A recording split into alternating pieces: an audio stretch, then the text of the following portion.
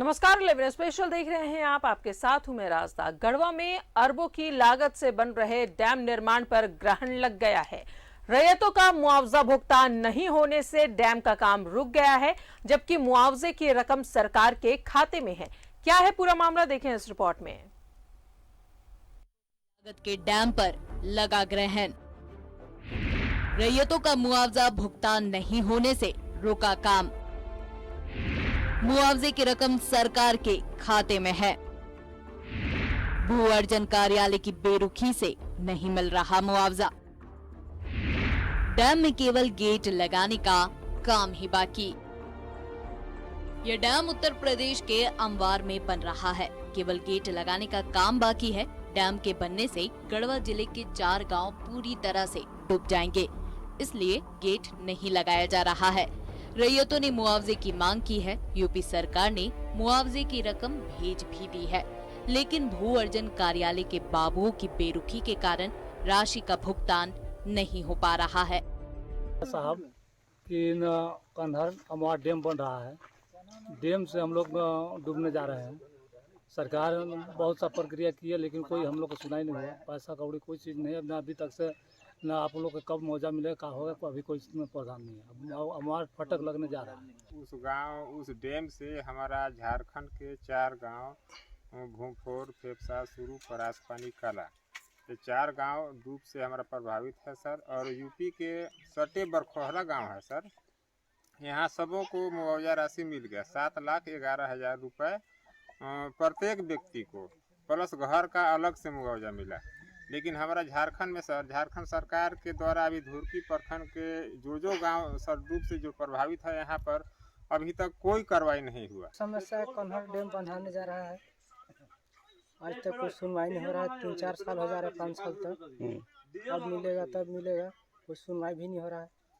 उत्तर प्रदेश सरकार ने डूब क्षेत्र का मुआवजा झारखंड सरकार को पैसा ट्रांसफर कर दी है, परंतु यहाँ की सरकार की नाकामयाबी के चलते 5,000 लोग प्रभावित हो रहे हैं। माननीय विधायक भानु प्रताप शाही जी भी इस मुद्दे पर पहल किए थे और सरकार को लिख दिया था कि आखिर अभी तक उन्होंने मांग किया था कि क्यों नहीं अभी तक मुआवजा हुआ। रैयतों को मुआवजे के साथ दूसरे जगहों पर बसाया भी जाना है, लेकिन अब तक इस दिशा में कोई कार्रवाई नहीं हुई है। इस मामले में डीसी ने कहा है कि कुछ तकनीकी समस्या है, जिसके बाद भुगतान कर दिया जाएगा। मामले पर आयुक्त जल्द निराकरण की बात कह रहे हैं। वो राशि कुछ मिली है, तकनीकी कुछ अड़चन है, जिसके कारण अभी भुगतान नहीं शुरू हुआ है। शीघ्र ही हम लोग कर लेंगे। संबंध में राशि प्राप्त हुई है, उनके द्वारा कार्रवाई की जा रही है और निकट भविष्य में उसका समाधान निकलेगा। बस कुछ एक लोगों के कारण अरबों के डैम का काम रुका हुआ है। लोगों का मुआवजा बकाया है और पुनर्वास भी बकाया है। ऐसे में जल्द कार्रवाई की बात की जा रही है। अब देखना होगा कि कार्रवाई कब तक होती है। न्यूज़ 11 भारत के लिए गढ़वा से आशीष की रिपोर्ट। और सीधा रुक करेंगे, गढ़वा का सहयोगी आशीष हमारे साथ बने हुए हैं। आशीष, जिस तरीके से ये काम रोक दिए गए हैं, रैयतों का साफ तौर पर कहना है कि उन्हें मुआवजे की राशि नहीं मिली है, जबकि मुआवजे की राशि आ चुकी है। देखिए, सोनभद्र डिस्ट्रिक्ट के जो एक क्षेत्र है अमवार में कन्हर नदी के ऊपर एक बांध बनाया जा रहा है, जो डैम हम कह सकते हैं, डैम बनाया जा रहा है, जिसमें 2400 करोड़ रुपए की लागत से डैम बनाया जा रहा है उत्तर प्रदेश सरकार के द्वारा। उसके बाद झारखंड के कुछ जो एरिया है, जैसे सुरू, भूमफोर, धुरकी प्रखंड के गांव है, 4 गांव है, सुरू, भूमफोर, परास पानी और पेप्सा, ये 4 गांव है जो डूब क्षेत्र में आते हैं, जो लगभग 400 एकड़ जमीन है, 5,000 लोगों की आबादी है। लेकिन हम कह सकते हैं कि सरकार या भू अर्जन विभाग अभी तक तय नहीं कर पाया है कि आखिर जो लोग वहाँ से विस्थापित होंगे उनका जगह कहाँ दिया जाएगा। जगह भी अभी नहीं पसंद, जमीन भी उन्हें नहीं मिल पाया है। जबकि उत्तर प्रदेश सरकार के द्वारा 70 करोड़ रुपए झारखंड सरकार को दे दिया गया है, ताकि उनको एक विस्थापित करके एक जगह जो जमीन दे के उनको बसाया जाए। लेकिन सरकार के कहीं ना कहीं हम कह सकते हैं, या भू अर्जन विभाग के कहीं ना कहीं बहुत बड़ी लापरवाही है जो सामने दिख रही है, क्योंकि छत्तीसगढ़ सरकार का भी कुछ पार्ट भूमि जा रही है उस जमीन, ये डैम के अंदर डूब क्षेत्र में आ रहे थे। छत्तीसगढ़ सरकार भी अपना जो भी वहाँ के लोग हैं उनको अपना पैसा जो है मुआवजा है वो मुआवजा उनको मिल चुका है। उत्तर प्रदेश सरकार भी अपने लोगों का मुआवजा दे दिया है जो उनका डूब क्षेत्र आ रहा है।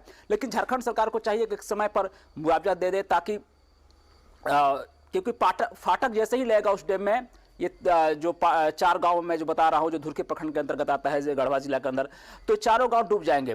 तो सरकार को चाहिए कि ससमय उन लोग को पैसा दे दे, या जो जमीन देना है उस जमीन दे दे। इस मामले में जब डीसी से बात किया गया तो डीसी ने बताया कि हाँ पैसा आ गया है, लेकिन कुछ अड़चने आ रही है जिसको बहुत जल्दी सॉल्व कर लिया जाएगा। पलामू आयुक्त से भी बात किया गया इस मामले में। पलामू आयुक्त भी बोले कि मामला संज्ञान में आया है, बहुत जल्द इसका निराकरण कर दिया जाएगा। लेकिन देखना होगा कि आखिर निराकरण कब होता है, क्योंकि ये मामला आज का नहीं है, 4 से 5 साल पहले का मामला है। डैम भी बन गया है, फाटक भी लगने वाला है। बहुत जल्द फाटक लगने के बाद जो स्थानीय लोग हैं, जो 4 गांव का स्थानीय लोग हैं, उनका जगह जो है, जमीन है, जो घर है, वो भी डूब जाएगा। तो सरकार को चाहिए कि तत्काल इस मामला का निराकरण करे और उनको उचित जगह दे, उनको उनका जो मुआवजा है मुआवजा दे। जो जमीन देना है उनको, जो बसाने का जो एक सिस्टम होता है उस सिस्टम के द्वारा जो बसाने का जो तरीका है उनको सब चीज़ सरकार जल्द से जल्द मुहैया कराए। जी, जाहिर तौर पर आशीष की सरकार के पास अगर राशि आ चुकी है तो कहीं ना कहीं कुछ लापरवाही हो रही है, जो रैयतों को उनका मुआवजा नहीं मिल पा रहा है, इस पर ध्यान देने की जरूरत है। शुक्रिया आशीष। और झारखंड में 20 सूत्री की घोषणा कुछ यूं उलझी है कि मुआवजे का ये नाम ही नहीं ले रही है कि ये किस तरह सुलझ पाए। तारीख पे तारीख के बाद भी इसका पैच नहीं सुलझ पाया है। पूर्व में दीपावली से पहले इसकी घोषणा होने की बात थी, लेकिन कुछ भी समय पर नहीं हो पाया। अब कांग्रेस ने कहा है कि कुछ वजहों से इसमें देरी हुई है, लेकिन जल्द ही इसकी घोषणा हो जाएगी। रिपोर्ट देखिए। झारखंड सरकार में 20 सूत्री का गठन कब होगा, ये बड़ा सवाल बन गया है। लगातार कई वजहों से इसकी घोषणा ठंडे बस्ते में है। अगस्त से लगातार इसके लिए तारीख तय हो रही है। कांग्रेस के अंदर खाने इसको लेकर अब चर्चा भी होने लगी है। इस बीच कांग्रेस प्रदेश अध्यक्ष राजेश ठाकुर ने कहा कि एक तो लगातार पर्व त्योहार के कारण छुट्टी के अलावा कुछ जिलों में नाम को लेकर देरी हुई, मगर छठ के बाद बिना देर के इसकी घोषणा हो जाएगी। कोई 20 सूत्री में सदस्य और उपाध्यक्ष बना करके हम किसी को सम्मानित नहीं करने जा रहे हैं, या ये यूं कहिए तोहफा देने नहीं जा रहे हैं।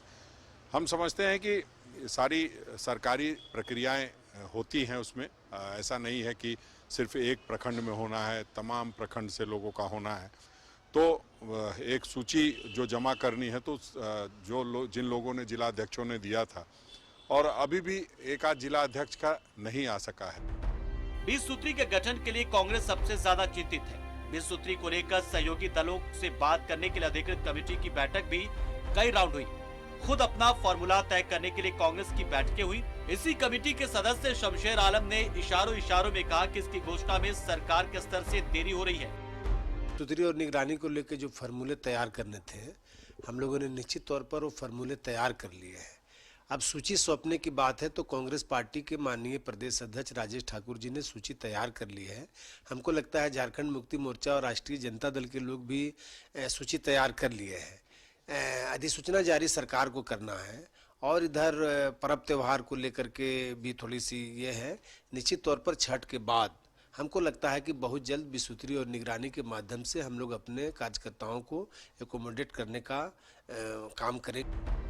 20 सूत्री के गठन को लेकर जनवरी में ही प्रदेश प्रभारी आरपीएन सिंह घोषणा कर चुके थे, मगर अलग अलग वजहों से इसमें देरी होती रही। विश्वस्त सूत्रों से मिली जानकारी के मुताबिक मुख्यमंत्री ने संभावित सूची को हरी झंडी दे दी और छठ पर्व के बाद स्थापना दिवस के दौरान इसकी अधिसूचना जारी हो सकती है।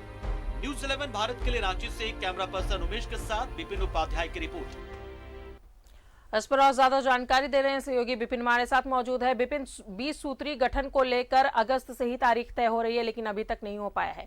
अब जो बात सामने आ रही है कि छठ के बाद ये 20 सूत्री का गठन हो जाएगा।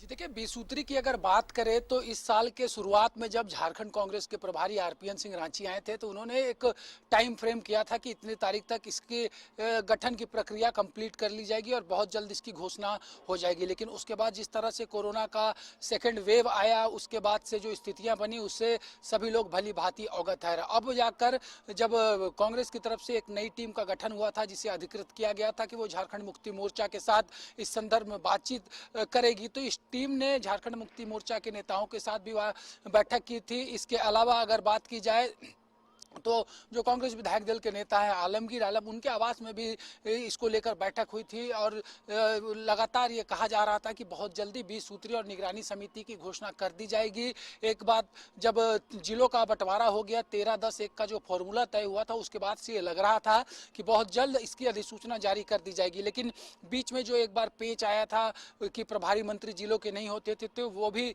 प्रभारी मंत्री की घोषणा बजट सत्र के दौरान कर दी गई थी।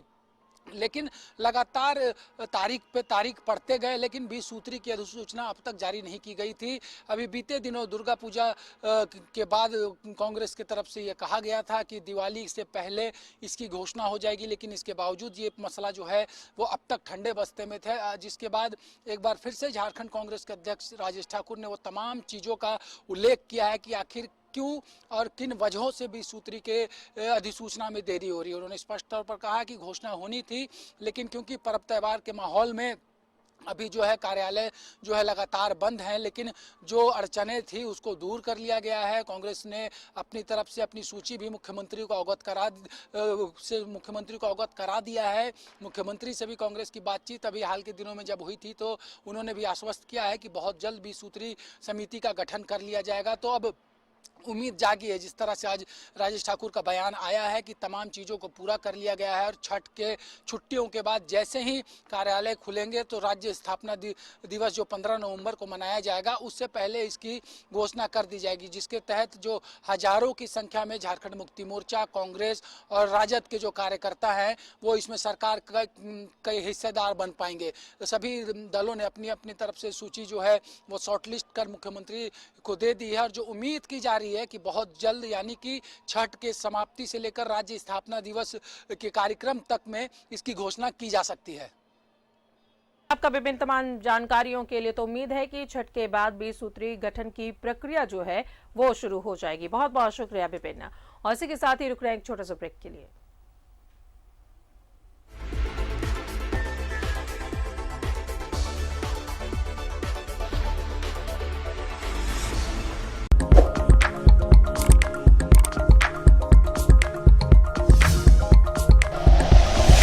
Like and share videos, subscribe करें हमारा चैनल और प्रेस करें बेल आइकॉन। न्यूज़ 11 भारत, सच है तो दिखेगा।